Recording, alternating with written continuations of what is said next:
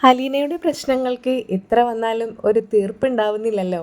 അതുകൊണ്ട് തന്നെ ബാലചന്ദ്രൻ ആലോചിച്ച് കണ്ടെത്തിയ ഒരു തീരുമാനമായിരുന്നു അലീനയുടെ വിവാഹത്തെക്കുറിച്ച്.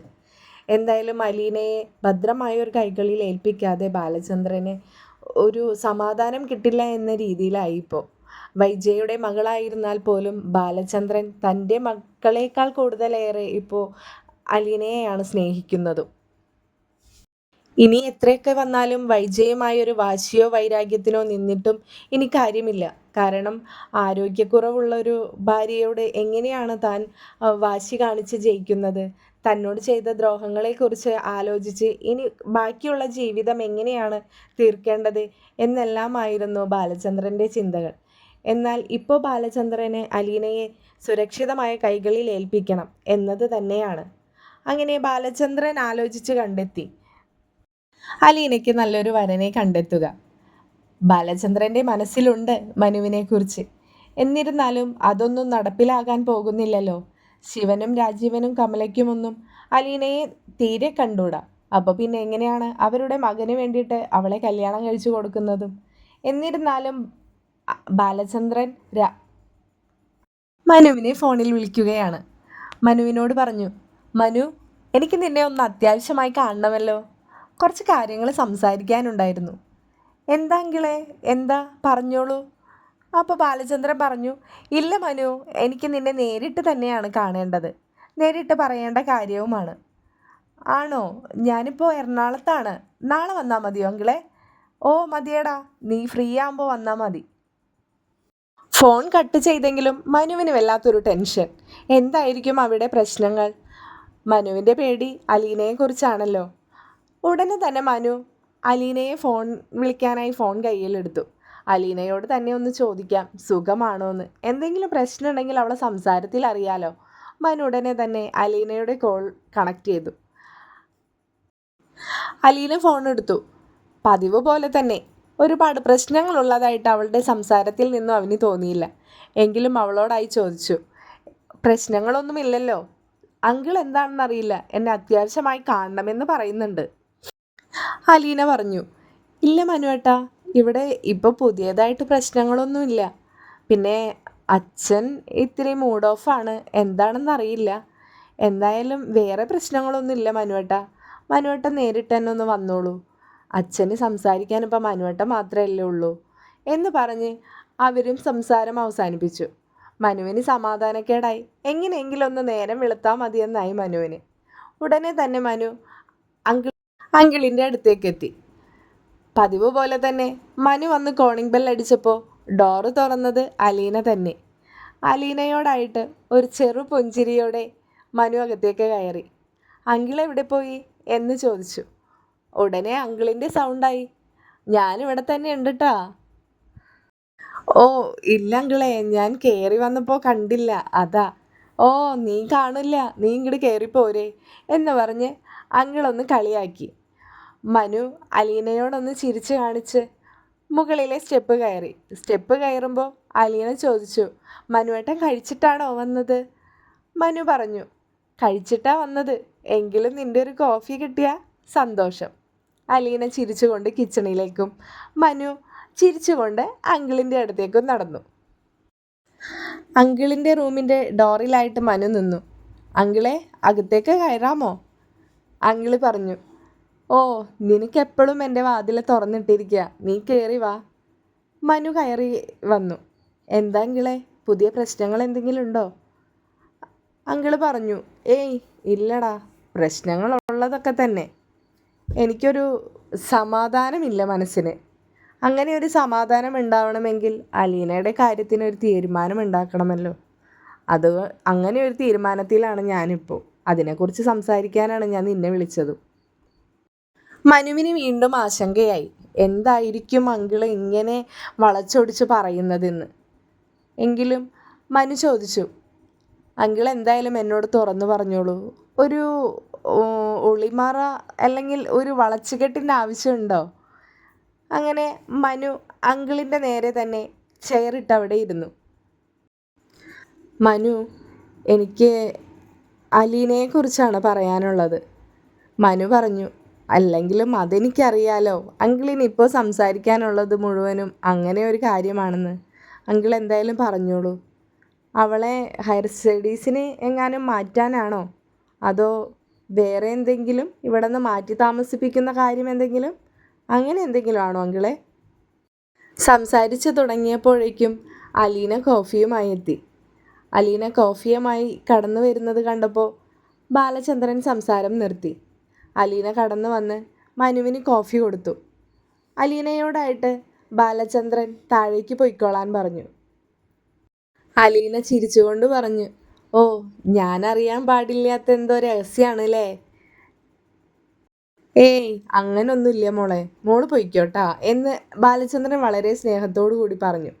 അലീന സ്റ്റെപ്പ് ഇറങ്ങി താഴേക്ക് പോകുന്നത് ബാലചന്ദ്രൻ നോക്കി നിന്നു. അലീന പോയി എന്ന് ഉറപ്പാക്കിയതിന് ശേഷം ബാലചന്ദ്രൻ മനുവിനോടായി പറഞ്ഞു, മനു, ഞാനൊരു കാര്യം തീരുമാനിച്ചിരിക്കുകയാണ്. മനു ബാലചന്ദ്രനെ മുഖത്തേക്ക് തന്നെ നോക്കി. എന്താണെന്ന ഭാവമായിരുന്നു മനുവിന്. ബാലചന്ദ്രൻ തുടർന്നു, മനു, ഞാൻ അലീനയുടെ വിവാഹക്കാര്യം തീരുമാനിച്ചു. മനുവിന് വല്ലാത്തൊരു ഷോക്കാണ് തോന്നിയത്. തിരിച്ചൊന്നും പറയാൻ കഴിഞ്ഞില്ല.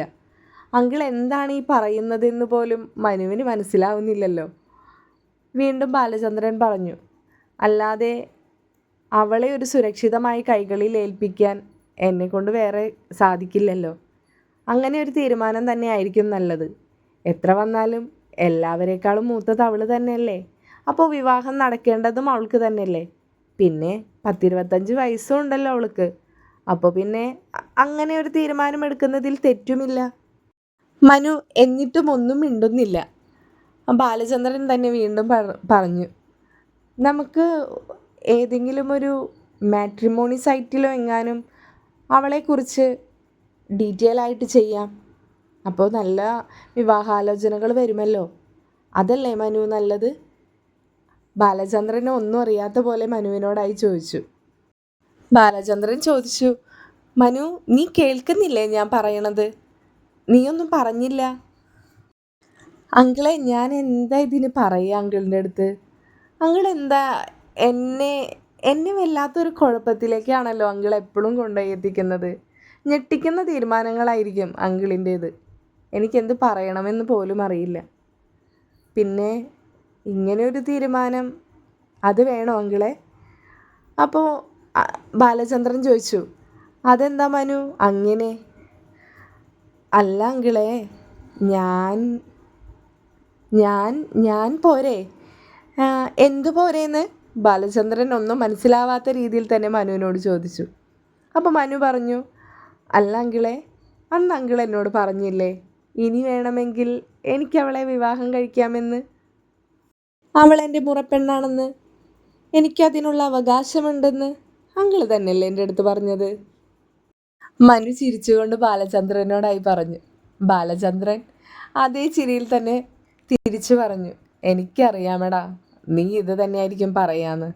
അതുകൊണ്ട് തന്നെയാണ് നിന്നോട് ഞാൻ ഈ കാര്യം സംസാരിക്കാനും നിന്നത്. പക്ഷേ മനു, നിൻ്റെ മനസ്സ് എന്താണെന്ന് എനിക്കറിയാം. പക്ഷേ നിൻ്റെ വീട്ടുകാർക്ക് അലീനയെ ഇതുവരെ വൈജയുടെ മകളായിട്ട് പോലും അംഗീകരിക്കാനുള്ളൊരു മനസ്സുണ്ടായിട്ടില്ല. അവരെങ്ങനെയാണ് അവളെ അവരുടെ മകൻ്റെ ഭാര്യയായിട്ട് അംഗീകരിക്കുക? അവൾ അവിടെയും കണ്ണീര് തന്നെ ആയിരിക്കില്ലേ അവൾക്ക്? മനു കുറച്ച് സമയം മിണ്ടാതെ നിന്നെങ്കിലും മനു ചോദിച്ചു, അങ്കിളെ, ഞാനില്ലേ, ഞാൻ പോരെ അവൾക്ക്? മനുവിൻ്റെ ആ വാക്കുകൾ ബാലചന്ദ്രനും വല്ലാത്തൊരു സന്തോഷമുണ്ടായി. എങ്കിലും ബാലചന്ദ്രൻ ചോദിച്ചു, നീ എപ്പോഴെങ്കിലും നിൻ്റെ ഇഷ്ടത്തെക്കുറിച്ച് അലീനയോട് സംസാരിച്ചിട്ടുണ്ടോ? നിനക്ക് അവളെ ഇഷ്ടമാണെന്ന് എനിക്ക് ഒരുപാട് വട്ടം തോന്നിയിട്ടുള്ളതാ.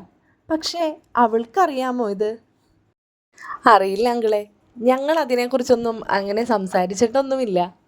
എങ്കിലും അവൾക്ക് മനസ്സിലായിട്ടുണ്ടായിരിക്കണം. അവളും ഒരു ബുദ്ധിയുള്ളൊരു പെൺകുട്ടി തന്നെയാണല്ലോ. മനുവിൻ്റെ വാക്കുകൾ കേട്ട് ബാലചന്ദ്രൻ ചിരിയാണ് വന്നത്. ബാലചന്ദ്രനോടായി മനു വീണ്ടും പറഞ്ഞു, ഞാൻ എല്ലാം അങ്കിളിനെ തന്നെ ഏൽപ്പിക്കുകയാണ്. അലീനയുടെ സമ്മതവും എൻ്റെ വീട്ടുകാരുടെ സമ്മതവും അങ്കിള് തന്നെ മേടിച്ചാൽ മതി. മനുവേ, മോനെ, നിന്റെ കുടുംബക്കാർ മൊത്തത്തിൽ വന്ന് എന്നെ എൻ്റെ മോളെയും കൂടി കെട്ടി തൂക്കോ? അങ്കിളെ, നമുക്കിത് ഗംഗാധര വല്യച്ഛനെ വിളിച്ച് കാര്യം അവതരിപ്പിക്കാം.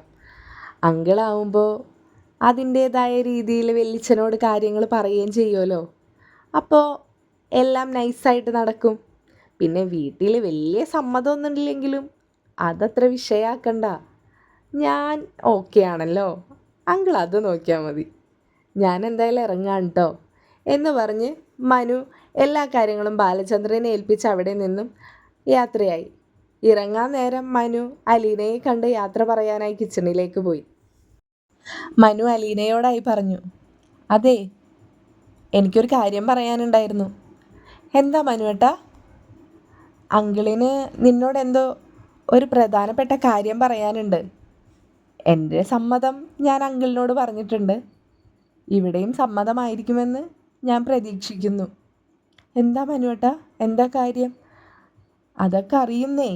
അറിയുമ്പോളേ എന്നെ ഒന്ന് വിളിച്ചേക്കണേ എന്ന് പറഞ്ഞു മനു യാത്രയായി. ബാലചന്ദ്രന് ഒട്ടും വൈകാതെ തന്നെ ഇതിനൊരു തീരുമാനമായിക്കോട്ടെ എന്ന് കരുതി ബാലചന്ദ്രൻ ഉടനെ തന്നെ ഗംഗേട്ടനെ ഫോണിൽ വിളിച്ചു. ഗംഗേട്ടാ, ഞാനേ ഒരു അത്യാവശ്യ കാര്യം പറയാൻ വേണ്ടിയിട്ടായിരുന്നു ഇപ്പോൾ വിളിച്ചതേ.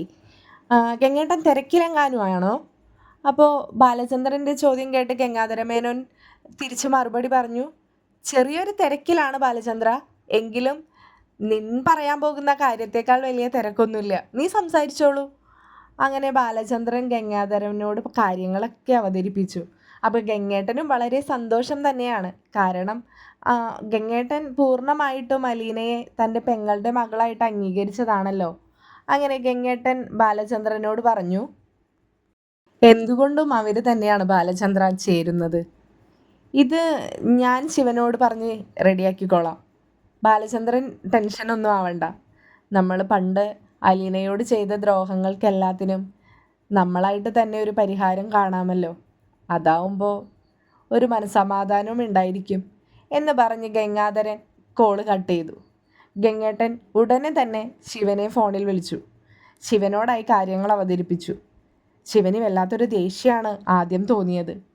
കാരണം തൻ്റെ മകൻ ഇത്രയ്ക്ക് എഡ്യൂക്കേറ്റഡ് ആണ്, വളരെ വലിയൊരു ഫാമിലിയാണ്.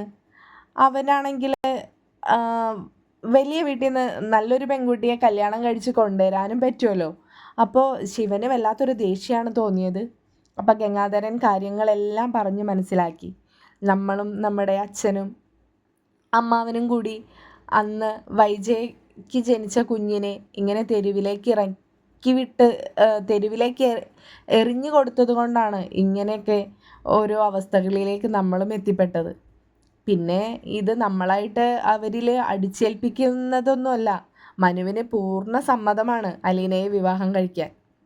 പിന്നെ ശിവ, ഒരു കാര്യം കൂടി, മനു ഒരു കാര്യം കൂടി പറഞ്ഞിട്ടുണ്ട്. നിങ്ങൾ സമ്മതിച്ചില്ലെങ്കിലും അവൻ അലീനയെ വിവാഹം കഴിക്കും, അലീനയ്ക്ക് സമ്മതമാണെങ്കിൽ. അപ്പോൾ പിന്നെ നമ്മളെല്ലാവരും സമ്മതിക്കുന്നത് തന്നെയല്ലേ നല്ലത്. ഗംഗേട്ടൻ്റെ വാക്കുകളെല്ലാം കേട്ട് ശിവൻ മനസ്സില്ലാ മനസ്സോടെ ഗംഗാധരന് സമ്മതം മൂളി ഫോൺ കട്ട് ചെയ്തു. ഉടനെ തന്നെ ഇത് വീട്ടിൽ ചർച്ചയായി. കമല വാളെടുക്കുന്ന രീതിയിലായിരുന്നു ശിവേട്ടൻ്റെ വാക്കുകൾ കേട്ടു നിന്നത്, വല്ലാത്തൊരു ദേഷ്യത്തോടു കൂടി. അതെ, കണ്ട തെരുവിന്ന് വന്ന പെണ്ണൊന്നും എൻ്റെ മോന് ഭാര്യയായിട്ടൊന്നും വേണ്ട. എനിക്ക് എൻ്റെ മൂത്ത മരുമോളായിട്ട് ഞാൻ എൻ്റെ കൂട്ടുകാരത്തിയുടെ മോളെ കണ്ടുവച്ചിട്ടുണ്ട്. അതേതാണ്ടേ മനുവിനും അറിയാവുന്ന കാര്യമൊക്കെ തന്നെയാണ്. ഇപ്പോൾ ഒരു പുതിയൊരു ലോകസുന്ദരി ഇറങ്ങിയപ്പോൾ ഇവിടെ ആരും ഒരു മാറ്റമൊന്നും വരുത്തൊന്നും വേണ്ട. ആതിരയും മനുവും പണ്ടേ ഇഷ്ടത്തിൽ തന്നെയായിരുന്നു. പിന്നെ എങ്ങനെയാ ഇപ്പോൾ ഒരു അലീന? എന്താ മഹിമ, എല്ലാവരോടും പറയാൻ മാത്രം വലിയ കൊമ്പത്തൊന്നല്ലേ മോന് പെണ്ണാലോചിച്ച് വന്നിരിക്കുന്നത്. ദേ ശിവേട്ട, ചേട്ടനും അനിയനും അളിയനും ഒക്കെ പറയുന്ന വാക്ക് കേട്ട് സ്വന്തം മോൻ്റെ ജീവിതമാണ് തകർക്കാൻ നോക്കുന്നത്. ഇതെല്ലാം പറയുന്നതിനിടയിൽ തന്നെ മനു കറക്റ്റ് സമയത്ത് എത്തുകയും ചെയ്തു. മനു വന്ന് കയറിയപ്പോൾ തന്നെ കമല, മനു നീ അറിഞ്ഞില്ലേ പുതിയ കഥകൾ? നീ അറിഞ്ഞു കാണുമെന്ന് എനിക്കറിയാം. നിനക്ക് വധുവായിട്ട് അലീന എങ്ങനെ ഇരിക്കുന്നു? വേറെ ആരെയും കിട്ടിയില്ല, നാട്ടിലും ലോകത്തൊന്നും വേറെ ഒരു പെണ്ണില്ലാത്ത പോലെ അലീനയാണ് ഇറക്കിക്കൊണ്ട് വന്നിരിക്കുന്നത്. ഇതെല്ലാം കേട്ട് നിന്നതിന് ശേഷം മനു അമ്മയോടായിട്ട് ചോദിച്ചു, അല്ല അമ്മേ, എന്താ അലീനയ്ക്കൊരു കുഴപ്പം? എല്ലാം ഞാൻ കണ്ടതിൽ വെച്ച് ഏറ്റവും നല്ലൊരു പെൺകുട്ടിയാണ്.